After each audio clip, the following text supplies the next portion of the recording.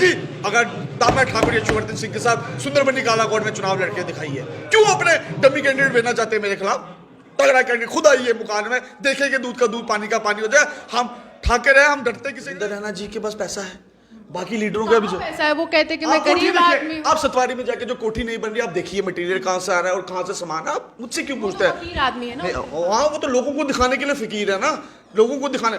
उनके भाई का दौरा करे, वहां देखिए रविंद्र रैना जी का कहाँ उनके भाई का बिजनेस चल रहा है, दिन की आमदनी कितनी है, कितना काम कर रहे हैं, कितने क्रशर हैं उनके, क्या 2 नंबरी काम करते हैं। आप कहते हैं कि आपके स्टेटमेंट के मुताबिक नेशन फर्स्ट नहीं है, सेल्फ फर्स्ट चल रहा है उनका स्लोगन जो है उन पर भारी पड़ रहा है। जनाब मेरी आप बात सुने खाली, मुझे आप खाली, मैं आपसे एक सवाल पूछ रहा हूँ। आप नौशहरा में जाके विजिट करें, आप नौशहरा में विजिट करें, आप देखें कि रविंद्र रैना जी और उनके भाई ने क्या वहाँ किया है। जितने वाइन शॉप्स है, जितनी वो है, वो रविंद्र रैना जी के भाई उसमें पाईवाल है। रविंद्र रैना जी अपनी कॉन्स्टिट्यूंसी से इलेक्शन नहीं लड़ना चाहते, कभी कहते हैं मैं वैष्णो माता से लड़ूंगा, कभी कहते हैं मैं गांधीनगर से लड़ूंगा, कभी कहते हैं मुझे पार्लियामेंट में लड़ना है। अगर दम है रविंद्र रैना जी, अगर आपने गरीब लोगों के काम किए, आप स्टेट प्रेसिडेंट है। रविंद्र जी लड़े थे उनके खिलाफ और अच्छे खासे जो है वोट उनको भी मिले। वो 2014 की बात है ना, आज की बात कर रहे हैं, 9 साल हो गए उस बात को। 9 साल पहले मोदी साहब की लहर रखी थी, लोगों ने सोचा मोदी साहब रजौरी में आए, उन्होंने लीडरों के हाथ खड़े किए कि इन एरिया को नर्क बनाया है, ये लोग हमें स्वर्ग बनाएंगे। उन्होंने स्वर्ग जरूर बनाया, इसमें कोई डाउट नहीं है, मोदी साहब की बात है। अपने घरों को स्वर्ग बनाया है, लोगों को नहीं, कॉन्स्टिट्यूंसियों को स्वर्ग नहीं, अपने घरों को स्वर्ग बनाया है। आज कौन सा लीडर के पास प्रॉपर्टी, आप चेक कर रहे हैं ना कितनी प्रॉपर्टी। ढांगरी में काफी दे रहे हैं, वहां पे बड़ा आरएसएस का कैंप चलाते थे, वहां के लोगों को नहीं संभाल पाए, तो ये कहाँ सुंदरबनी निशारा के लोगों को संभालेंगे? बाकी हमारे बड़े G20 आप कश्मीर के अंदर करवा सकते हैं और ये कह सकते हैं हालात बेहतर हैं, तो यूएलबी इलेक्शंस को क्यों डेफर कर दिया? पंचायत इलेक्शंस को क्यों डेफर कर दिया? हमारी नॉलेज में तो ये कहा गया है कि सूरत हाल जो है बेहतर नहीं है सिक्योरिटी के एतबार से, तो इन्हें डेफर करने की जरूरत क्यों पड़ी? तो ये आपको ये मानना होगा कि कहीं ना कहीं भाजपा को अपनी हकीकत जो है वो उससे वाकिफ है कि आज जो करगिल के अवाम ने जो उनको जवाब दिया है, कल जम्मू कश्मीर की अवाम भी वही जवाब देगी। उमर अब्दुल्ला लगातार ये कहते हैं कि आप एक बार जो है सियासत की कमान युवाओं के हाथ में देकर तो देखिए, और देखिए देश कैसे आगे फलता फूलता और देश कैसे आगे विकास करता है। कारगिल हिल काउंसिल के नतीजों ने कहीं ना कहीं भाजपा को असलियत जो है वो धरातल पर दिखा दी है, जिसके बाद नेशनल कॉन्फ्रेंस के खेमे में खुशी की लहर है और जश्न का माहौल है। 2 युवा नेता मेरे साथ और इनसे बात करने की कोशिश करेंगे कि आगे की रणनीति क्या है। अगर जम्मू कश्मीर में चुनाव होते हैं, क्या फिर से ये नतीजे दोहराए जाएंगे, क्या फिर से इसी तरह से जीत का जश्न नेशनल कॉन्फ्रेंस के कार्यालय में होगा या नहीं, और रणनीति के तहत युवाओं का कितना किरदार रहने वाला है चुनाव में। जिशान जी, सबसे पहले मैं आपसे जानना चाहूंगी, ये जो नतीजे आए हैं इससे किस तरह से जवाब मिला है भाजपा? देखिए, करगिल की आवाम ने जिस तरीके का भरोसा जिताया है नेशनल कॉन्फ्रेंस पे और जिस तरीके का मैंडेट दिया है नेशनल कॉन्फ्रेंस को, एक चीज़ तो वाज़िया हो गई है और सामने, और इवन के मैं ये कहूँगा कि आज मुल्क भर में ये मैसेज गया होगा कि 5 अगस्त 2019 को जो भाजपा ने जो फैसला लिया था, जिस तरीके से जम्मू कश्मीर के 2 टुकड़े किए थे, जिस तरीके से हमारी शनाख्त को हमसे छीना था, ये बीजेपी के मुंह पे एक बहुत बड़ा तमाचा जो है वो करगिल की आवाम ने बनाया है। क्योंकि मैं ये मानता हूँ कि डेमोक्रेसी में अगर सबसे बड़ी ताकत होती है किसी के पास, तो आवाम के पास होती है और वोट की ताकत होती है।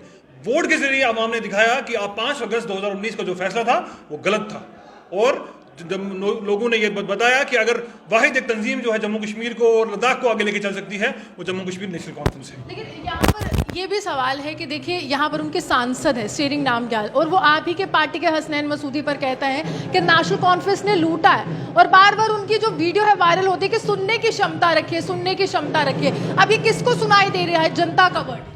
मैं आपको बताना चाहता हूं कि सबसे बड़ी जो आवाज होती है वो जनता की आवाज होती है। जैसे ये बीजेपी वाले बातें बोलते हैं, ये बातें खाली घर बैठ के करते हैं। अगर नेशनल कॉन्फ्रेंस ने जम्मू कश्मीर को लूटा होता तो आज कारगिल में क्लीन स्वीप नहीं होती नेशनल कॉन्फ्रेंस पे, क्योंकि कारगिल के लोगों को नेशनल कॉन्फ्रेंस से प्यार है, उमर अब्दुल्ला साहब से प्यार है। मैं आपके माध्यम से एक बात और बोलना चाहूंगा, जो भारतीय जनता पार्टी के लीडर बोलते हैं कि 50+ पार करेंगे हम घर बैठ के या दफ्तरों में बैठ के पार करेंगे, उनको मैं बोलना चाहता हूँ आप विधानसभा सीट में कम से कम खुद आ जाइए। वो तो खुद भी जहाज के रहने वाले हैं रविंद्र रैना जी, सुंदरबनी निशारा के लोगों ने उनको जुटा के भेजा था। मैं उनको आपके माध्यम से दावा देता हूँ, अगर आप में दम है तो मेरे जैसे छोटे से बच्चे के साथ चुनाव लड़के देंगे। तो यहाँ पर मुख्यमंत्री के सपने देख रहे हैं और वो कह रहे हैं कि जल्द ये सपना पूरा होगा, भाजपा प्रचंड बहुमत लेगी। शायद मुझे लगता है उनको कल रात को नींद नहीं पड़ी होगी। सपने तो वो देखते हैं पर सुबह भूल जाते हैं सपना देखा क्या है।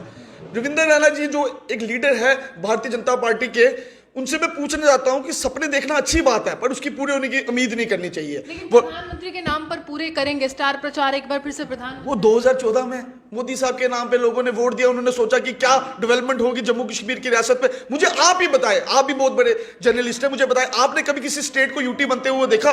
मैं जब से पैदा हुआ मैंने तो नहीं देखा। ये कहते हैं कि आतंकवाद बहुत ज्यादा था, पाकिस्तान को करारा जवाब देना था, गृह मंत्रालय के अधीन लाना था, तो यूटी में तब्दील कर दिया। मुझे ये केंद्र सरकार मुझे का था। इनकी कन्नी और कतनी में फर्क है। कभी ये कहते हैं यहाँ पे मिलिटेंसी है, कभी कहते हैं यहाँ चुनाव नहीं हो सकता। आप मुझे बताएं, इनके जो एलजी साहब बैठा के रखे हैं वो कहते हैं कि 80% लोग चाहते हैं कि जम्मू कश्मीर में चुनाव नहीं होने चाहिए, तो कारगिल के लोगों ने कैसे चुनाव में जवाब दिया? डेमोक्रेसी बहाल करना चाहते थे ना कारगिल के लोग, तभी तो लोगों ने। 80% लोग नहीं चाहते हैं, 80% भाजपा के नेता नहीं चाहते। मैं तो 95 भाजपा के परसेंट बोलूंगा, मैं 80 भी नहीं बोलूंगा। 100% क्यों, 5% कोई लोग हो सकते हैं जो नेशनल कॉन्फ्रेंस में आना चाहते हो, वो भी प्रेशर में है, किसी की काला धन है। आपको मैं 100% इसलिए नहीं बोलता, 95% इसलिए बोलता हूँ। 5% लोग नेशनल कॉन्फ्रेंस में वापस आना चाहते हैं, किसी को इन्होंने धमकी दे के रखी है, किसी की जी ने कुछ बातें की। हाँ वैसे ही ना, हमें तो सब पता है कि क्या क्या होता है, कि रविंद्र रैना जी के भाई क्या करते हैं नौशहरा में बैठ के, सबको सब पता है। पर ये आपको पता है क्या क्या? आप मुझे बताएं, अगर डेवलपमेंट करनी थी जम्मू कश्मीर की तो न्यू लिकर शॉप्स खोलने की क्या जरूरत थी? 14 लिकर शॉप है, इसकी जगह नौजवानों को एम्प्लॉयमेंट देते।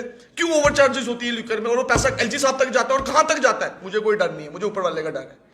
ज्यादा से ज्यादा क्या होगा, उठा के अंदर कर देंगे, कोई डर नहीं है हमें। ना हमारे पास कोई काला धन है, ना हम गरीब लोगों के साथ चलते हैं और गरीब लोगों के लिए बात करते हैं, तभी बीजेपी वालों को कड़वी लगती है। जिस तरह से बोलते हैं कि नफरत के बीच नेशनल कॉन्फ्रेंस बोती है और उसी नफरत के कारण मजदूरों की हत्याएं होती हैं या गैर स्थानीय लोगों की हत्या होती है, आतंकवादियों को शेयर नेशनल कॉन्फ्रेंस और पूरी तरह से पीडीपी से मिल रही है, तो क्या जवाब? ये बोलने वाले बोलते हैं, इनका काम है बोलना। नेशनल कॉन्फ्रेंस हमेशा लोगों के हक की बात करती है, ना वो किसी मिलिटेंसी की बात। कौन चाहता है, मुझे बताए, अभी भी कभी भी, अभी पिछले दिनों कालाकोट कॉन्स्टिट्यूंसी में फायरिंग चल रही थी, कौन चाहता है कि वहां पे मिलिटेंसी हो? किसी लीडर का ये शौक नहीं होता। ये जब वहां से जो होता है उससे होता है। बीजेपी इसमें भी सियासत करती है, ये तो धर्म में सियासत करती है जनाब। मैं एक हिंदू हूं, मैं हिंदू में हर वक्त में जय श्री राम बोलूं, जय श्री राम बोलूं। हमारी माता का नाम पहले आना चाहिए, फिर राम जी का नाम पहले आना चाहिए। ये तो माता के नाम को भी भूल जाते हैं सियासत के लिए। हमें, मेरा मजहब, मैं एक हिंदू हूं, मेरा मजहब ये सिखाता है मुझे अपने मुसलमान भाइयों की हिफाजत करनी चाहिए, उनके मजहब की हिफाजत करनी चाहिए, तब मेरा ऊपर वाला मुझे बोलेगा कि मैंने अपने मजहब की इज्जत की। ऐसा नहीं होता कि आप दूसरे की मजहब की इज्जत ना करो, अपने मजहब में रोजा मंदिर पहुंच जाओ। निशांत जी, हिंदू खतरे में है, ये भी राष्ट्र स्तर पर एक तरह से आवाज बुलंद हो रही है कि हिंदू बहुत ज्यादा खतरे में है और जाग जाना चाहिए। तो नेशनल कॉन्फ्रेंस के लिए क्या लगता है कि उनका क्या तर्क है? देखिए, अगर हिंदू खतरे में होता तो आज यशुवर्धन जो है नेशनल कॉन्फ्रेंस में नहीं होता, वो भी आज भाजपा में होता है। अगर आज यशुवर्धन नेशनल कॉन्फ्रेंस में अपने आप को महफूज समझ रहा है, इसका ये मतलब है कि ये वो तंजीम है जो सभी लोगों को, सभी मजहब के लोगों को साथ में लेके चलना चाहती है। क्योंकि हमारे लीडर शेर कश्मीर शेख मोहम्मद अब्दुल्ला ने हमेशा से ये कहा है, हिंदू मुस्लिम सिख इत्तेहाद का उन्होंने जो नारा दिया था, वो पूरे मुल्क को और पूरे देश को इस बात का इल्म है। मैं ये चाहता हूँ कि भाजपा की जो पॉलिटिक्स रही है, एक डिवाइसिव पॉलिटिक्स, वो हमेशा से ही रहा है। और करगिल की आवाम ने जो तमाचा उनके मुंह पे लगाया है, इससे उनको एक बहुत बड़ी सीख मिलेगी, एक सबक मिलेगा कि आप नफरत की राजनीति जो है ज्यादा देर तक नहीं चला पाओगी। आखिर एक दिन जरूर आएगा जब लोग समझेंगे कि आप आखिरकार चाहते क्या हो, आखिर आपकी मंशा क्या है। लेकिन फारूक साहब के लिए लगातार ये कहते हैं, राष्ट्रीय मंच हो, अंतर्राष्ट्रीय मंच हो, हर मंच पर कश्मीर के नेताओं को खरी खोटी, और सबसे पहले डॉक्टर फारूक अब्दुल्ला के पाकिस्तान से बातचीत की वकालत करते हैं, 370 की बहाली के लिए चीन का समर्थन मांगते हैं, तो वो तो राष्ट्रद्रोही सिद्ध कर गए। देखिए, सबसे पहले तो कंसेप्ट ही यहाँ मैं समझता हूँ कि भाजपा के लोगों को नहीं है। हमने आइन की बात की, कॉन्स्टिट्यूशन की बात की, नेशनल कॉन्फ्रेंस के हर एक लीडर ने, हर एक वर्कर ने कॉन्स्टिट्यूशन की बात की। कॉन्स्टिट्यूशन ने हमें 370 दिया था, गवर्नमेंट कॉन्स्टिट्यूशन ऑफ इंडिया ने हमें 370 दिया था, not constitution of Pakistan. Pakistan से हम कॉन्स्टिट्यूशन ऑफ की ये 370 की बहाली की बात प्यार क्यों है? ये भी प्यार, देखिए, हम इसलिए चाहते हैं कि एक पड़ोसी मुल्क है, पड़ोसी मुल्क के साथ अगर हमारे रिश्ते अच्छे नहीं होंगे तो हमारे मुल्क में उसका इफेक्ट होगा। और लगातार जो आप हिंसा देख रहे हैं जम्मू कश्मीर के अंदर, आतंकवादी जो घटनाएं हो रही हैं जम्मू कश्मीर के अंदर, वो उसमें कहीं ना कहीं पाकिस्तान का रोल है। भी है कि नेशनल कॉन्फ्रेंस के काल में पत्थरबाजी बहुत होती थी, अलगावादी नेता आराम से तमाम सरकारी सुविधाओं का लाभ उठाते थे, और ये कहते हैं भाजपा के नेता कि हमने वो सुविधाएं बंद कर दी, तमाम अलगावादी जेल के अंदर बंद है और पत्थरबाजी का नाम ही नहीं, और कलम है हर एक व्यक्ति के हाथ। तो अगर कलम है हर एक व्यक्ति के हाथ में, तो ये जो 3 हमारे ऑफिसर्स, जामाज ऑफिसर्स मरे, शहीद हुए 10 दिन पहले, वो शायद ना होते। अगर भाजपा ने इतना ही उनका कंट्रोल हो गया है जम्मू कश्मीर के, और लगता है कि जम्मू कश्मीर का माहौल बेहतर किया है, तो ये जो घटनाएं हो रही हैं ये क्यों हो रही हैं? जम्मू के इलाके जो राजौरी पुंछ जो पिछले कुछ अरसे से मैं समझता हूं कि मिलिटेंसी मुक्त हो गया था, आज उसके अंदर भी आप मिलिटेंसी आप देखने को मिल रही है। तो कुल मिला के भाजपा, या तो भाजपा को देखिए एक चीज उनको क्लियर करना चाहिए, वाजिया करना चाहिए, या तो वो ये कहें कि जम्मू कश्मीर के हालात बेहतर हो गए हैं तो हमें यहाँ चुनाव करवाएं। एक तरफ से वो ये कहते हैं कि जम्मू कश्मीर के हालात बेहतर हैं, दूसरी तरफ से मिलिटेंसी की घटनाएं जो है बढ़ती जा रही हैं। तो ये एक समिट हुआ है, जिस तरह से समिट हुआ है उसमें तो अंतर्राष्ट्रीय स्तर पर बेहतरी ही दिखाई गई है, और मिस वर्ल्ड का जिस तरह से यहाँ पर पूरी तरह से बोलबाला है, कंपटीशन नवंबर में हो रहा है, वो तो देखिए अगर इन सब चीजों के लिए आपके पास वक्त है, G20 आप कश्मीर के अंदर करवा सकते हैं और ये कह सकते हैं हालात बेहतर हैं, तो ULB इलेक्शन को क्यों डेफर कर दिया? पंचायत इलेक्शन को क्यों डेफर कर दिया? हमारी नॉलेज में तो ये कहा गया है कि सूरत हाल जो है बेहतर नहीं है सिक्योरिटी के एतबार से, तो इन्हें डेफर करने की जरूरत क्यों पड़ी? तो ये आपको ये मानना होगा कि कहीं ना कहीं भाजपा को अपनी हकीकत जो है वो उससे वाकिफ है कि आज जो करगिल के अवाम ने जो उनको जवाब दिया है, कल जम्मू कश्मीर की अवाम भी वही जवाब देगी। अब मैं यहाँ तो ULB में मैं समझता हूँ कि जम्मू जहाँ बीजेपी का जो म्युनिसिपल कॉर्पोरेशन एक वक्त में उनका गढ़ हुआ करता था, आज तो यहाँ पे वो उनकी जितना मुश्किल होगा। सवाल रहेगा कि आप लोग तो चाहते थे कि अब आप बोल रहे हैं कि हम चाहते हैं चुनाव हो, एक वक्त वो था जब आप बहिष्कार की नीति अपनाते तो 370 की वापसी चाहते। 370 की जो वापसी हम चाहते हैं वो हमारा सुप्रीम कोर्ट में केस चल रहा है, और साथ में जो स्टेट मिलनी चाहिए वो हम उसके लिए लड़ रहे हैं, पर चुनाव लोगों का हक है, लोग चाहते हैं चुनाव। लेकिन आपने एक समय में बहिष्कार भी किया था। हाँ तो पर बाइकआउट इसलिए किया था, उसका फायदा भाजपा उठा सकी थी उस समय? मुझे तो नहीं लगता। इंडिपेंडेंट लोग भी लोग जीत के आ गए और वो नेशनल कॉन्फ्रेंस में ज्वाइन कर गए। जब म्युनिसिपल कहते हैं कि वो आप ही के द्वारा खड़े किए हुए, जनाब वो अब इनके कहने से कुछ नहीं होता, लोगों को नेशनल कॉन्फ्रेंस से प्यार है। जब लोग चुनाव लड़के आए तो जीत के आए तो उन्होंने बोला एक ऐसी पार्टी में जाएंगे जो लोगों के काम करे, वो नेशनल कॉन्फ्रेंस है, तो लोगों ने हमारा साथ दिया। मैं आपको एक चीज बोलना चाहूंगा आपके माध्यम से कि मुझे एक बात आप बताए, भारतीय जनता पार्टी बहुत बातें करती है, कहती है कि यहाँ पे मिलिटेंसी है, यहाँ चुनाव नहीं हो सकते। एक तरफ से वो G20 करते हैं, अभी सुना है कि वो मिस वर्ल्ड का भी कंपटीशन होने लगा कश्मीर में, जम्मू में नहीं, कश्मीर में होने लगा। तो मेरे हिसाब से कश्मीर भी सेफ है, जम्मू भी सेफ, इनके कहने के हिसाब से। जब इलेक्शन की बात आती है तब कहते हैं यहाँ पे मिलिटेंसी है, यहाँ पे इलेक्शन नहीं हो सकता। आप मुझे बताएं, इलेक्शन कमीशन ऑफ इंडिया जो है वो इलेक्शन तभी करा सकते हैं जब सेंटर से उनको संकेत आएगा कि यहाँ पे सिक्योरिटी बिल्कुल ठीक है।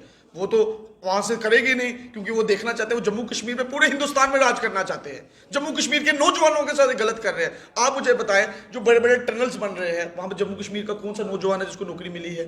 पुराने LG साहब थे जो कहते थे 50,000 नौकरी, 50,000 नौकरी, कौन सी नौकरी मिली? आज उन्होंने इनके खिलाफ बोलना शुरू, उन पर भी ED लगा दी इन्होंने। मुझे आप बताएं ना, क्या है यहाँ पे डेमोक्रेसी? यहाँ तो गुंडा राज है। लेकिन जब उमर साहब कह रहे थे तो तब उनकी फैक्स मशीन भी नहीं चल रही थी। जनाब मेरी एक बात आप सुने, ये बार बार उमर साहब का नाम लेते हैं। मुझे बताए, उमर साहब के वक्त में 2 लाख नौकरी लगी थी, और ऑन रिकॉर्ड में बता रहा हूं, मैं अपनी कालाकोट कॉन्स्टिट्यूंसी की बात करता हूं। चीफ सेक्रेटरी कह रहे हैं कि 2.5 लाख बैकडोर से लगी है, वो पुरानी सरकारों में। अब बोलने देखो, मेरी एक बात सुने, ये बातें करते हैं, इनको मेरी बात, खुद तो नौकरियां लगा नहीं पा रहे, अब कहते हैं कभी कभी इल्जाम है, कम से कम नौकरी तो लगाओ, बैकडोर से ही लगाओ। मैं इनको चैलेंज करता हूं, बैकडोर से लगाओ, सब बीजेपी के लोगों लगाओ। हम नहीं कहते नेशनल कॉन्फ्रेंस के वर्करों को लगाओ, बीजेपी के लोग, अपने लोगों को तो जेस्ट करो। अपने लोग, अपना घर तो संभाला नहीं जा रहा, दूसरों के घर पे आए हो सियासत करने, अपने लोग लगाओ। लेकिन वो कहते हैं कि ये एक देश है, एक राष्ट्र है, और एक संविधान और एक विधान ही चल रहा है, तभी 370 को हटाया गया, और अब तमाम जो बाहरी राज्यों के लोग हैं यहाँ पर आएंगे, नौकरी करेंगे तो दिक्कत क्या है? हमें तो उसमें कोई दिक्कत नहीं, लोगों को दिक्कत है जनाब। गरीब लोग कहाँ जाएगा? आप मुझे सवाल दे, रविंद्र रैना जी के पास पैसा है, बाकी लीडरों का भी पैसा है, वो कहते हैं कि मैं गरीब आदमी हूं। आप सतवारी में जाके जो कोठी नहीं बन रही, आप देखिए मटेरियल कहाँ से आ रहा है और कहाँ से सामान है, आप मुझसे क्यों पूछते हैं? आदमी है ना, वहाँ वो तो लोगों को दिखाने के लिए फिकीर है ना, लोगों को दिखाने। उनके भाई के बारे में डिटेल, आप भी तो मीडिया इतने, रोहानी जी आप इतनी बड़ी जर्नलिस्ट है, जम्मू में आपको सब जानते हैं, आप कभी नौशहरे का दौरा करें, वहां देखिए रविंद्र रैना जी का कहाँ उनके भाई का बिजनेस चल रहा है, दिन की आमदनी कितनी है, कितना काम कर रहे हैं, कितने क्रशर हैं उनके, क्या 2 नंबरी काम करते हैं। आप कहते हैं कि आपके स्टेटमेंट के मुताबिक नेशन फर्स्ट नहीं है, सेल्फ फर्स्ट चल रहा है उनका, उनका स्लोगन जो है उन पर भारी पड़ रहा है। जनाब मेरी आप बात सुने, मैं आपसे एक सवाल पूछ रहा हूँ। आप नौशहरा में जाके विजिट करें, आप नौशहरा में विजिट करें, आप देखें कि रविंद्र रैना जी और उनके भाई ने क्या वहाँ किया है। जितने वाइन शॉप्स है, जितनी वो है, वो रविंद्र रैना जी के भाई उसमें पाईवाल है। आप बोलने को इनको कुछ होता नहीं। अच्छा चलो छोड़ो, ये भी बात, बिजनेस की बात भी छोड़े। क्यों रविंद्र रैना जी अपनी कॉन्स्टिट्यूंसी से इलेक्शन नहीं लड़ना चाहते? कभी कहते हैं मैं वैष्णोवाता से लड़ूंगा, कभी कहते हैं मैं गांधीनगर से लड़ूंगा, कभी कहते हैं मुझे पार्लियामेंट में लड़ना है। अगर दम है रविंद्र रैना जी, अगर आपने गरीब लोगों के काम किए और स्टेट प्रेसिडेंट है, रविंद्र जी लड़े थे उनके खिलाफ और अच्छे खासे जो है वोट उनको भी मिले। वो 2014 की बात है ना, आज की बात कर रहे हैं। 9 साल हो गए उस बात को। 9 साल पहले मोदी साहब की लहर रखी थी, लोगों ने सोचा मोदी साहब रजौरी में आए, उन्होंने लीडरों के हाथ खड़े किए कि इन एरिया को नर्क बनाया है, ये लोग हमें स्वर्ग बनाएंगे। उन्होंने स्वर्ग जरूर बनाया, इसमें कोई डाउट नहीं है। मोदी साहब की बात है, अपने घरों को स्वर्ग बनाया है, लोगों को नहीं, कॉन्स्टिट्यूंसियों को स्वर्ग नहीं, अपने घरों को स्वर्ग बनाया है। आज कौन सा लीडर के पास प्रॉपर्टी, आप चेक कर रहे हैं ना, कितनी कितनी प्रॉपर्टी है, कितना कितना पैसा है, वो चीज देखिए ना। लेकिन नेशनल कांफ्रेंस को जो भ्रष्टाचारियों की टोली कहा जाता है, तब कैसा लगता है? क्योंकि यहाँ पर कहा जाता है कि फारूक साहब क्रिकेट एसोसिएशन के स्कैम में हैं, उमर साहब जो है लगातार भ्रष्टाचारियों के साथ, जो अंतर्राष्ट्रीय स्तर पर या फिर मैं कहूँ राष्ट्रीय स्तर पर जो एक महागठबंधन बना है इंडिया नाम, उन लोगों के साथ है। प्रधानमंत्री तो उसमें 20 लाख करोड़ के घोटाले का जिक्र करते हैं। जनाब अगर ये बातें होती ना तो शायद आज कारगिल के लोग उमर अब्दुल्ला साहब और फारूकुल्ला साहब के साथ नहीं होते। इनके बोलने से कुछ नहीं होता है, ये खाली बातें करते हैं। अगर इन पर इतना ही दम है, चुनाव करा दे। अगर हम लोगों ने कुछ नहीं किया होगा, हम हमारे पीछे में कोई स्कैम्स हो गए तो लोग हमें वोट नहीं देंगे ना, सीधी बात है। आज भी जनता जानती है कौन लोग गरीब लोगों का काम कर सकते हैं। अगर हमें कुछ खोट है तो लोग हमें नहीं देंगे, बीजेपी को जिता देंगे। अच्छा, अब प्रॉपर्टी टैक्स को टाल दिया गया है, कैसे देखते हैं? अर्बन लोकल बॉडी का फैसला भी टाल दिया गया है, प्रॉपर्टी टैक्स को भी टाल दिया गया कि अभी फिलहाल नहीं लगने वाला है, और स्मार्ट मीटर का बोलबाला है। तो ये फैसला क्यों लिया गया? क्या जरूरत? जनता का प्रेशर, आवाम का प्रेशर है इस वक्त। फैसले तो ये ले लेते हैं, जो भी फैसले 2019 के बाद लिए लगातार जम्मू कश्मीर में, उसमें आवाम का समर्थन इन्हें नहीं मिला और आखिरकार इनको अपने घुटने जो हैं वो टेकने पड़े। यूएलबी इलेक्शन की बात जहाँ तक हम कर रहे हैं, पूरी तरीके से तैयारियां भी लोग यहाँ कर रहे थे और आखिरकार एक फैसला आया कि फरमान जारी हुआ दिल्ली से कि हम जो है इलेक्शन जो है अभी नहीं करवाएंगे। क्यों? सिक्योरिटी सूरत हाल जम्मू कश्मीर में बेहतर नहीं है। तो एक तरफ से जो सुप्रीम कोर्ट में इन्होंने एफिडेविट दिया कि जब 2019 के बाद जम्मू कश्मीर में किस तरह की तरक्की हुई है, पत्थरबाजी समाप्त हो गई है, आतंकवादी घटनाएं जो है वो कम हो गई हैं, और दूसरी तरफ से जब एफिडेविट देते हैं और दूसरी तरफ से चुनाव जो है लगातार डेफर कराते जा रहे हैं। असेंबली चुनाव का तो मुझे दूर दूर तक नहीं लगता है कि ये किसी भी उस मूड में है कि ये जम्मू कश्मीर में असेंबली चुनाव करवाएं। विधानसभा के तो जिशान जी, क्या आपको कोई एक नया किरदार मिल सकता है नेशनल कॉन्फ्रेंस की तरफ से? क्योंकि मैंने कहा कि युवाओं को आगे बढ़ाने की सोच के साथ उमर अब्दुल्ला सियासत, देखिए ये तो तंजीम के फैसले होते हैं और इसलिए आप क्या चाहते हैं? आपके मन हम तो जो तंजीम हमें फैसला जो हमारे पे रिस्पॉन्सिबिलिटी डालेगी वो इंशाल्लाह ताला हम पूरी करने की कोशिश करेंगे। क्या मन की बात? प्रधानमंत्री की सुनते हैं, आपकी भी सुनते हैं। मैं यही बात बोलता हूँ कि जो तंजीम हमारा फैसला है, वैसे तो मुझे लगता नहीं ये चुनाव कराएंगे। कल का जो रिजल्ट देख के, आप कंपटीशन की बात कर रहे हैं, आप पूरी तरह से कंपैरिजन कर रहे हैं आपकी पॉलिटिक्स और भाजपा की पॉलिटिक्स को। आप अगर चुनावी मैदान में उतरते हैं, भाजपा के नेताओं को कितनी कड़ी टक्कर और कितना जनसैलाब? मैं एक छोटा सा बच्चा हूँ, मेरी उम्र 30 साल है। मैं आपके इनके बीजेपी के स्टेट प्रेसिडेंट को चैलेंज देता हूँ कि मेरी कॉन्स्टिट्यूंसी से आके मेरे खिलाफ लड़के दिखाए कि मैंने काम किए, मेरे वालिद ने काम किया जो आप लोगों ने जम्मू कश्मीर का काम किया है। कौन बोलता है कि स्टेट प्रेसिडेंट को? हर इंसान चाहता है कि लाइट कैंडिडेट है। मैं कहता हूँ अपने स्टेट प्रेसिडेंट को मेरे खिलाफ उतारिए। मैं बताऊंगा दूध का दूध पानी का पानी कैसे होता है। चुनाव तो कराइए जी, घर बैठ के चुनाव नहीं लड़े जाते, लोगों के बीच में बैठ के चुनाव लड़ते हैं। आपके माध्यम से, मैं आपके मीडिया के माध्यम से बोलना चाहूँ रविंद्र रैना जी, अगर दामना ठाकुर यशवर्धन सिंह के साथ सुंदरबनी कालाकोट में चुनाव लड़के दिखाइए। क्यों अपने डमी कैंडिडेट भेजना चाहते हैं मेरे खिलाफ?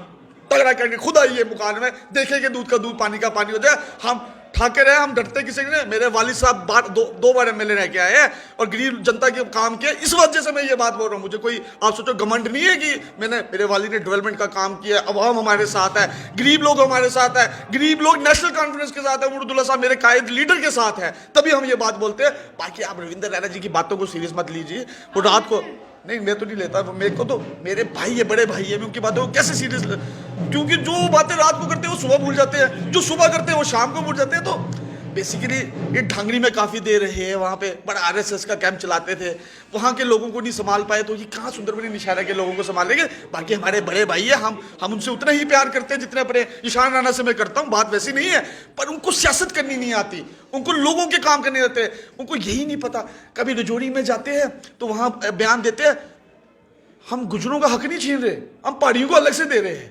यार लॉ ग्रेजुएट, मैं एक लॉ ग्रेजुएट, मुझे पता है अगर 90 सीटों में से 9 सीटों में एसटी कोटा मिलेगा, चाहे वो पहाड़ी हो या गुजर। अगर ये कल को ये कानून पास होता है, उनको कुछ और बोलते एसटी लोगों को कुछ और बोलते हैं, हम पहाड़ियों को जाके कुछ और बोलते हैं। आपको कम से कम पता होना चाहिए कि जो 90 सीट्स है उसमें ही 9 सीटों में बंटवारा होगा, चाहे वो पहाड़ियों को मिले चाहे वो एसटीओ को मिले। तो अब लोगों को मिसलीड मत करिए, जो आपने देना है दे। पिछले दिनों तो उन्हें वुमेन्स रिप्रेजेंट 33% का, उसको भी अभी टाइम लगेगा क्योंकि पूरा बनने में अगली डीलिमिटेशन के बाद होगा। तो ये खाली लॉलीपॉप देते रहते हैं, लोगों को लॉलीपॉप देते हैं। पर आज करके मैं इनके लॉलीपॉप में कोई नहीं आने वाला। पहले इन्होंने गैस सिलेंडर का लॉलीपॉप दिया कि हम अपनी माताएं बहनों को सिलेंडर दे रहे हैं, उज्ज्वला योजना फिर सुना है आने वाली है। पर वो सिलेंडर ना उसके ऊपर टीवी लगाए हुए लोगों ने, क्योंकि गैस भरने के लोगों के पैसे नहीं है। साथ साथ गैस भी फ्री दे देते ना लोगों को। 500 का सिलेंडर कर दीजिए, 500 का कर दीजिए ना, क्यों नहीं कर रहे? क्यों अब 500 का सिलेंडर नहीं कर रहे? जब सेंटर में कांग्रेस की सरकार थी तब तो सिलेंडर सस्ता होता था, अब क्यों महंगा है? क्यों आमदनी इनको इतनी चाहिए? क्या खर्चा इनका मैं बताता हूँ ना। खर्चा क्या है? प्राइम मिनिस्टर साहब के और इनके सेंटर के मिनिस्टर्स के खर्चे कहाँ से होते हैं? इनकी रैलियां कहाँ से होती है? इन्हीं पैसों से होती है गरीब के बहने। जो जीएसटी लगता है, जो टैक्सेस हम पे करते हैं, हमारे लोग पे करते हैं, वहीं से इनका खर्चा होता है। और कौन सी आमदनी है बीजेपी की? बाकी जो फंडिंग करते हैं बड़े बड़े जो करते हैं वो तो अलग बात है, यहीं से सब कुछ होता है। तो मतलब इतनी हम बातों में पढ़ना नहीं चाहते, वो वक्त बताएगा क्या होता है। हो सकता है आज के मेरे बयान के बाद ये मेरे भी पीछे पड़ जाए, कोई पता नहीं होता, क्या पता अंदर डाल दे, कोई पता नहीं होता। पर हम डरते कि नहीं है, हम आखिरी दम तक जितनी देर हमारी सांसें हैं हम अपने कायद लीडर उमरुद्दुल्ला साहब के साथ चलेंगे। दुनिया की ताकत हमें पीछे नहीं कर सकती। मैं आपको इस माध्यम से बोलना चाहूंगा, सरकारें आती है, सरकारें जाती है, बुरा वक्त भी जाता है और आता है। जब एक किश्ती डूबती है ना, डूब रही होती है, जो लोग उस किश्ती में रहते हैं ना और अपने लोगों का साथ देते हैं, उनको ही सच्चा इंसान माना जाता है। और हम अपने लीडर उमरुद्दुल्ला साहब के मतलब हम उनके साथ मुश्किल वक्त में भी साथ रहेंगे, और कल को अच्छा वक्त भी आएगा, मेरे ऊपर वाले मेरे बाबे वाली माता ने चाहा अच्छा वक्त भी आएगा, तभी हम अपने लीडर के साथ रहेंगे। और दिन रात नेशनल कॉन्फ्रेंस को स्ट्रांग करने के लिए, उमरुद्दुल्ला साहब को स्ट्रांग करने के लिए काम करेंगे, और साथ साथ यहाँ के नौजवानों के लिए काम करेंगे। आ यूथ कोई नौकरी नहीं है, मुझे बताए कहाँ नौकरी है? मुझे बताए कहाँ जाएगा आज का नौजवान? ये जो मैं आपको बात कह रहा था, जो टनल्स बन रही है, मेरी नौशहरा में भी बन रही है, कालाकोट के रास्ते में भी टनल बन रही है, कालीधार में, जितने लोग हैं वो बाहर के हैं, ठेकेदार भी बाहर के, जो गाड़ियां चला रहे हैं वो भी बाहर के, जो मजदूर हैं वो भी बाहर के। कम से कम वहाँ के लोकल रजौरी के डिस्ट्रिक्ट के लोगों को वहाँ रोजगार दे दीजिए। कुछ नहीं दे रहे हैं, ये दिखाने की बात है। आप कहते हैं यहाँ कौन सी बताओ कौन सी नए ऑर्डर्स हुए? आप कहते हैं कि नेशनल कॉन्फ्रेंस ने ऑर्डर्स किए थे, लगाए थे, लोग लगाए थे, नहीं लगाए, जो भी लगाए, आप कोई भी लगाए, आप बीजेपी के लोग ही लगाए, पर गरीब लोगों को तो लगाए। मैं नहीं कहता आपको कि आप एनसी के लोग लगाए, किसके एनसी के लोग? लोग होते हैं, पार्टी के लोग नहीं होते। लोग जम्मू कश्मीर की आवाम की मैं बात करता हूँ, इन सबको लगाया जाए और लोगों को रोजगार देना चाहिए। हमारी सबसे बड़ी ये डिमांड है। देखिए, साफ तौर पर एक तरह से चेतावनी, आप एक बार चुनाव करवाइए और धरातल पर जो आपकी असलियत है वो आपको पता चल जाएगा, और एक बार फिर से आपको चुनावी मैदान में उतरते हुए ये जानकारी प्राप्त हो जाएगी कि सियासी ज़मीन एक बार फिर से तराशनी होगी। आप यूँ हमारे से बने रहते हुए।